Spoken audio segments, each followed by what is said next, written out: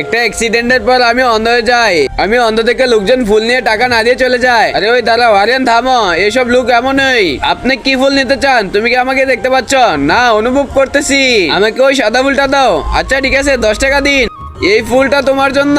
River চলো, আমাদের দেরি হয়ে যাচ্ছে। স্যার, আপনার মনে হয় ভুলে আমাকে বেশি টাকা দিয়ে ফেলেছেন। এটা রেখে দাও, কালকে আমি আসবো।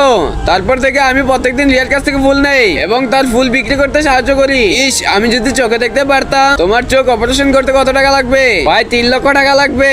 আমার তো যেভাবে হোক রিয়াকে হেল্প করতে হবে। তারপর আমি দিন রাত অনেক পরিশ্রম করি এবং টাকা জমাতে শুরু করি। এই না তোমার আজকের বেতন। ধন্যবাদ স্যার। হ্যালো রিফাত, তুমি 15 দিন ধরে স্কুলে আসো না। কালকে যদি না আসো, তোমার নাম খাতা থেকে কাটাতে হবে। তুমি যদি কোনো সমস্যা থাকো তাহলে কাজ ছেড়ে দিতে পারো। না, আমি কাজ করব। দীর্ঘ 1 মাস কষ্ট করার পর আমি টাকাগুলো জোগাড় করতে পেরেছি। তারপর কি হয়েছিল এটা দেখার আগে যদি তুমি তোমার মা বাবাকে ভালোবাসে থাকো তাহলে ভিডিওতে লাইক দিয়ে